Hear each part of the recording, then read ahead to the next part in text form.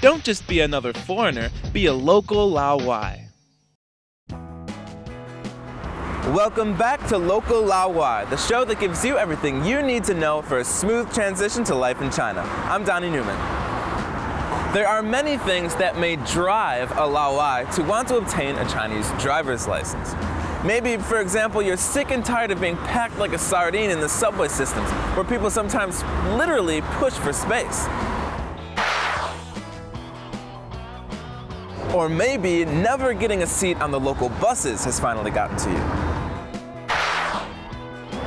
Or maybe the recklessness of taxi drivers with no seatbelts in the back seat has scared the living daylights out of you. It's a totally different world out there. It's not your world, but you are living in it. So for whatever the reason, you yearn for the independence that comes with your very own driver's license.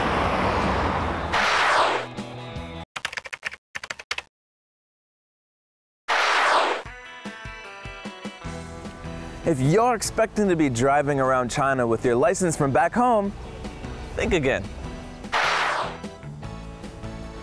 Hi. Sir, can I see your Chinese driving license? Chinese driver's license, I don't have that, but I have an international license.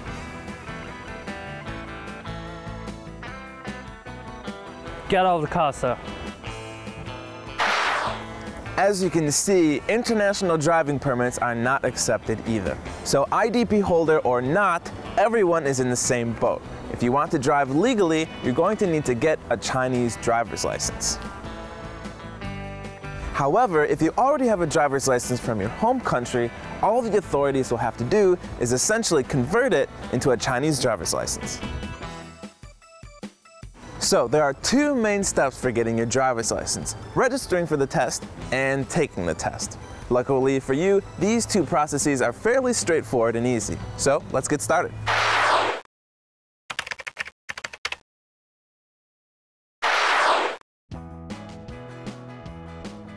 These are the things you'll need for a successful registration.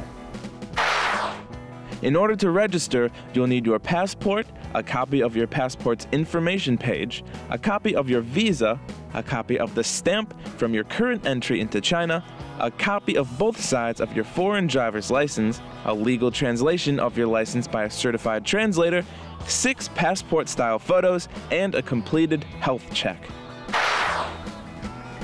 If you're not entirely confident in your Chinese, you can bring a Chinese-speaking friend with you to the registration center. Now, the registration center in your city is at the Traffic Management Office or the Driver's Licensing Bureau. Some cities may not have these locations. In that case, you can go to the main Public Security Bureau to register. After you do register, they'll give you a card with the time and place of your test on it.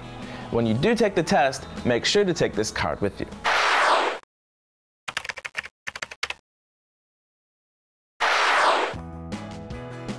Now, if you live in a major city like Beijing or Shanghai, you'll be able to take the test in English.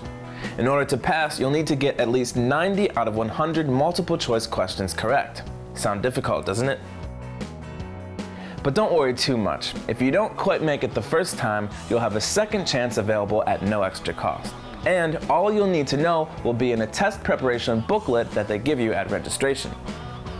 If the testing center is unable to provide you with an English language version of the test, you will be allowed to take a translator in with you, and the translators usually charge around 100 to 200 renminbi for their services. But be warned, just because the translator's there with you does not mean they can take the test for you. You'll still need to study hard, and here's why.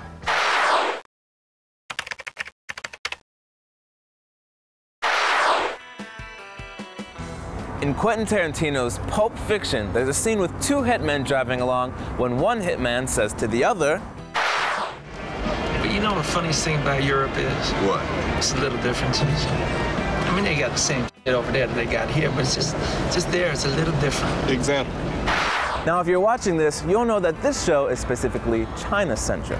But when it comes to driving and the rules of the road, it's the little differences that count. And you'll need to be aware of these in order to pass the test. For example, you may notice that some vehicles do not stop for pedestrians trying to cross the street.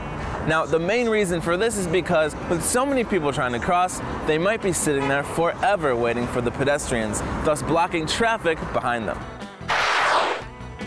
Now, most law-abiding citizens know the difference between right and wrong. No matter where you're from, rules and regulations are hammered into your collective consciousness, and by and large, we obey them. For foreigners living here in China, this also applies. No matter how topsy-turvy you find China's driving rules and regulations, be prepared to study them thoroughly before you take the test. And remember, it's the little things that count. So, good luck on the test. We'll see you next time. On the next episode, we'll show you how to buy your very own set of wheels. Until then, be sure to keep sending in your questions at Local Laowai at bon.tv. I'm Donnie Newman. We'll see you next time.